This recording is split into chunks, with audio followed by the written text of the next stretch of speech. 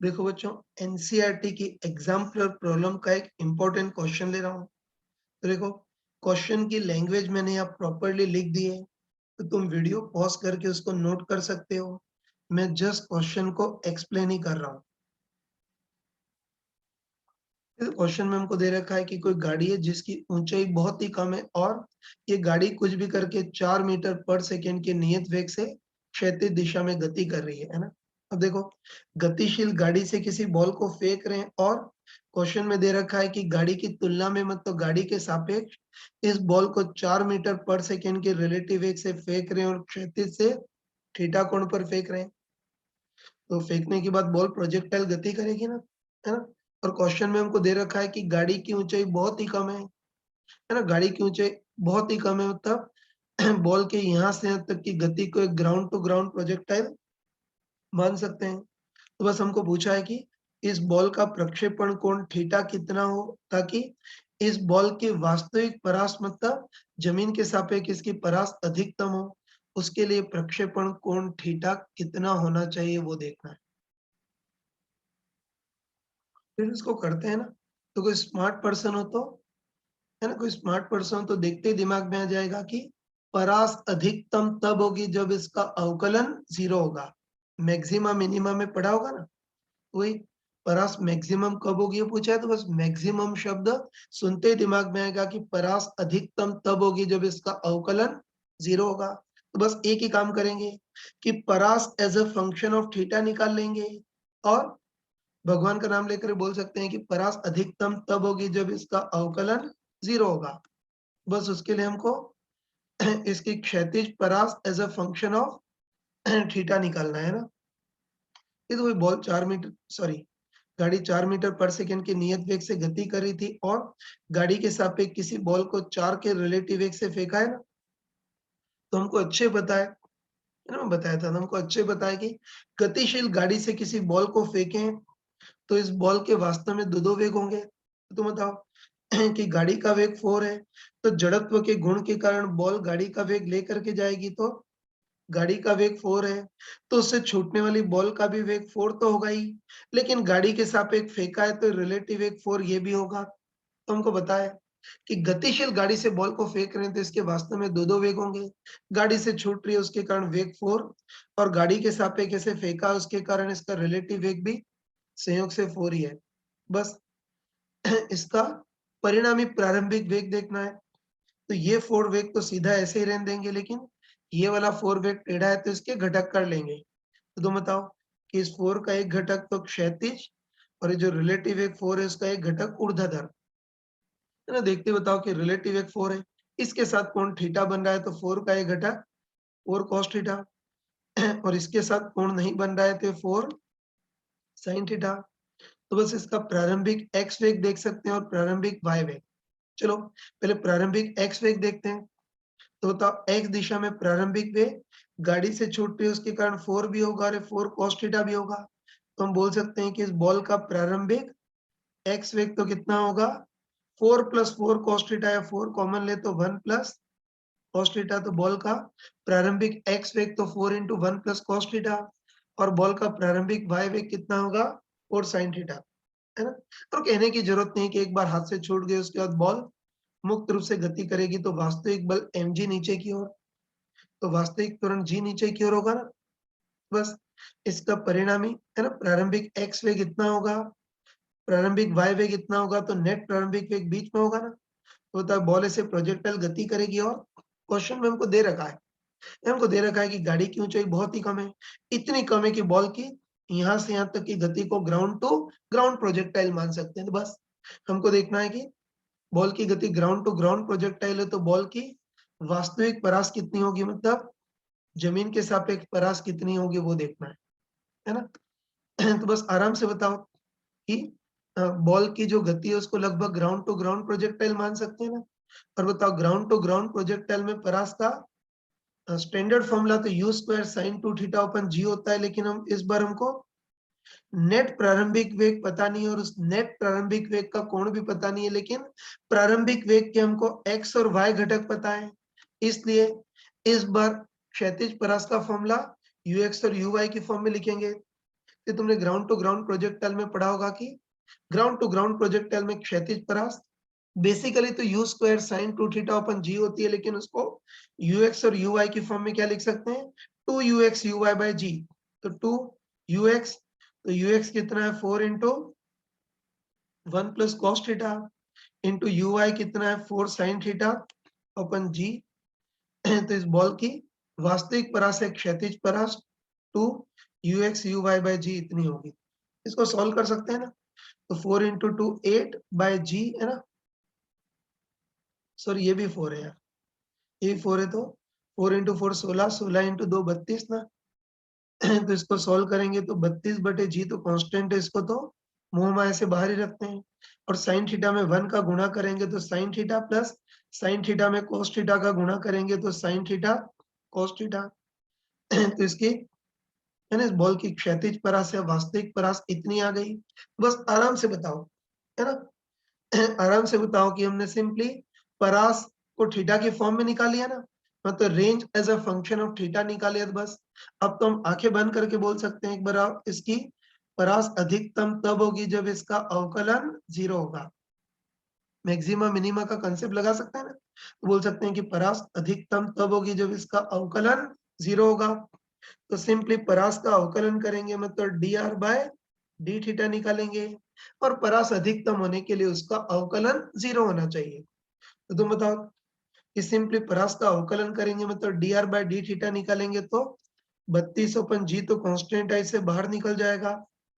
और पहली term sine theta, तो साइन थीटा का अवकलन कॉस थीटा, प्लस अगली term sine theta into cos theta, तो दोनों गुणनफल की फॉर्म में, तो अवकलन के लिए प्रोडक्ट रूल लगा देंगे। कैसे लगाएंगे, फर्स्ट एज इट इज मतलब sine theta as it is, second का अवकलन तो कॉस थीटा का अवकलन minus sine theta, plus second as it is मतलब cos theta as it is, first का अवकलन तो साइन थीटा का अवकलन कॉस थीटा, है ना। तो d r by d theta इतना हो गया, और परास अधिकतम होने के लिए उसका अवकलन 0 होना चाहिए, है ना। इसको आगे सॉल्व कर सकते हैं ना, इसको आगे सॉल्व कर सकते हैं। बताओ 32 बटे जी को इधर ले आएंगे तो 0 इंटू जी बटे 32 वो 0 ही हो जाएगा। बताओ क्या अपनी समीकरण क्या बनेगी, कॉस थीटा इन दोनों का गुणा करेंगे तो minus sine square theta plus cos square theta equal 0।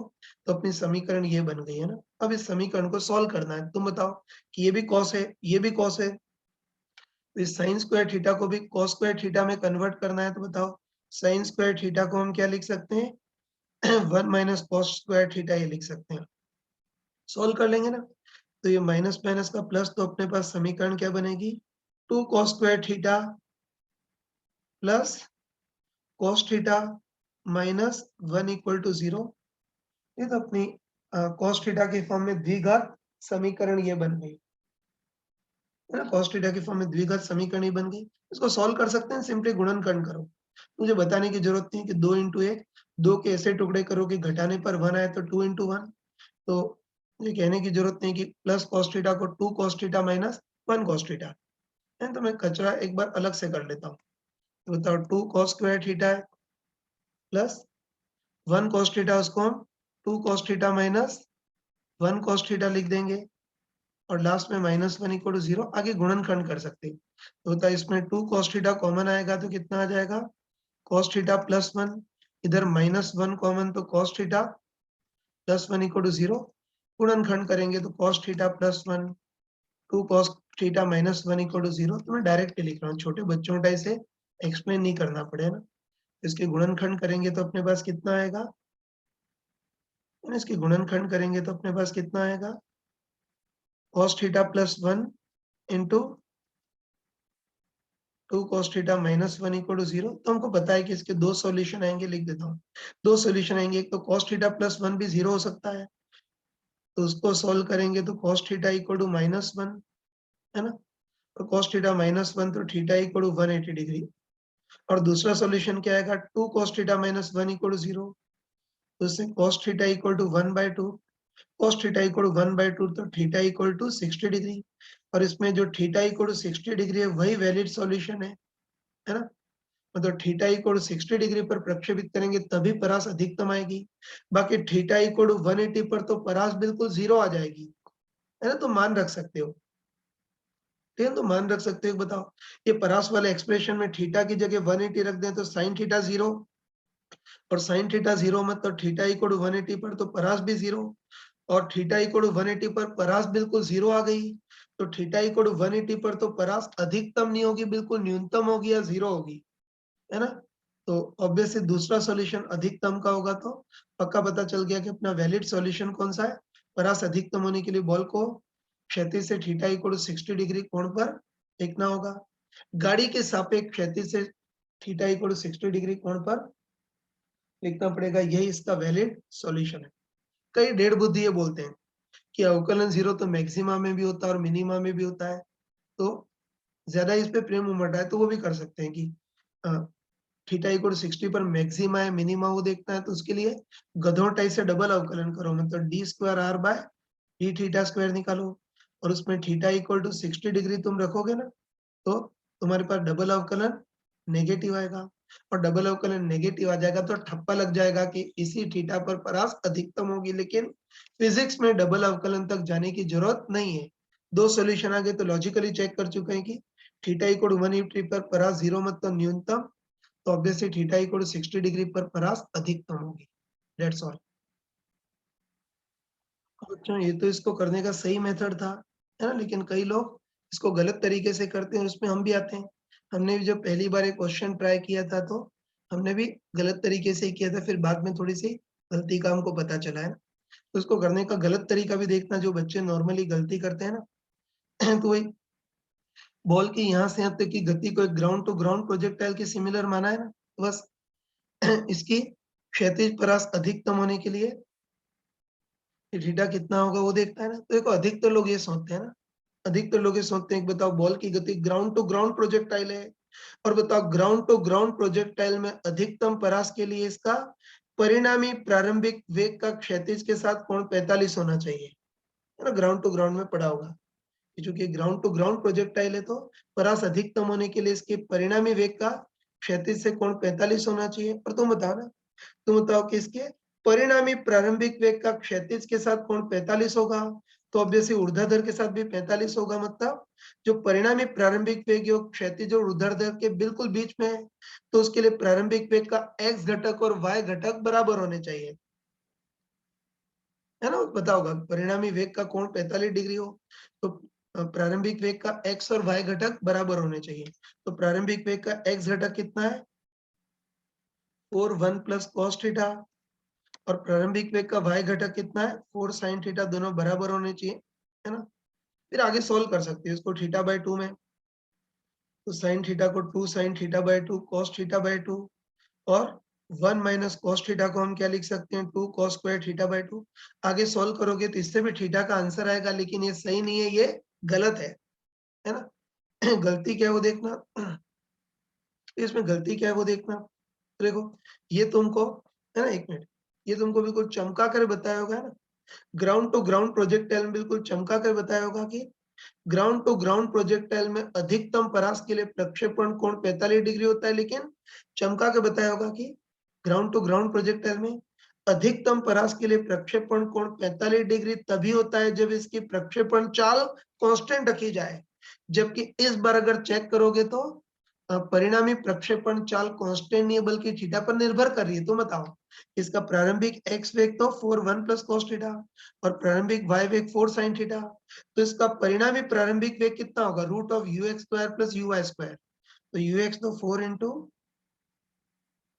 1 प्लस cos थीटा का स्क्वायर प्लस uy कितना है 4 sin थीटा का स्क्वायर। तो इसको सॉल्व करोगे तो थीटा से मुक्ति नहीं मिलेगी, मतलब इस बार इसका जो परिणामी प्रारंभिक वेग जो है वो कांस्टेंट नहीं है बल्कि थीटा पे निर्भर कर रहा है ना।